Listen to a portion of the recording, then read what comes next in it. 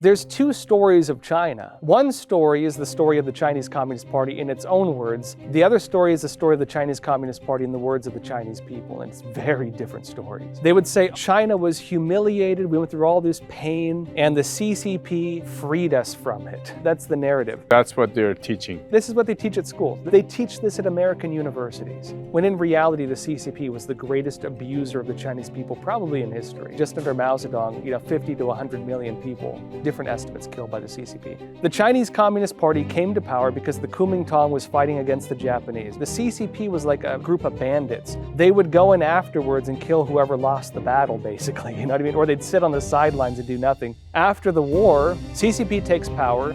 They destroy Chinese culture. They launch the Cultural Revolution, where they destroy all of Chinese traditional culture. They destroy the memory of who they were. They tell you to kill your teacher. They tell you to kill your parents or whatever, kill your landlord. You have the Little Red Guard, who are just a terrorist organization, massacring people, killing people, just committing horrible acts. And then you have other things. The Tiananmen Square massacre, when people think communism is dying in Europe, maybe it'll die in China too, and the CCP runs them over with tanks and massacres them with guns.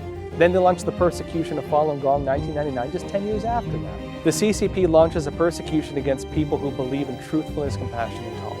People who do nothing other than effectively practicing what looks like Tai Chi. If you ever seen those videos of people doing the slow movements in the parks, it's Qigong they would call it. Tai Chi is a form of Qigong. And what do? Well, too many people practice it. The CCP regards it as a threat to their power. They decimate it, as they've done in every other instance. They take people's organs while they're still alive for profit.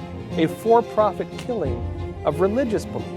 While the CCP is a means to protect itself against the Chinese people trying to bring back their culture of normal morality, or just out of jealousy, they launch one of the largest persecutions the world has ever seen. And then what does the rest of the world do? It's silence. The problem you have is because of the interconnectedness of industry, of businesses and otherwise, or universities, for example, or Hollywood working with China, or media not wanting to lose their visas in China. Most people won't touch these things, because if you touch it, if you talk about it, they kick you out. They still carry out massive genocides and persecution as we speak. They've manipulated this open system to make us shut our mouths, not dare to talk about human rights in China, to make us complicit in it.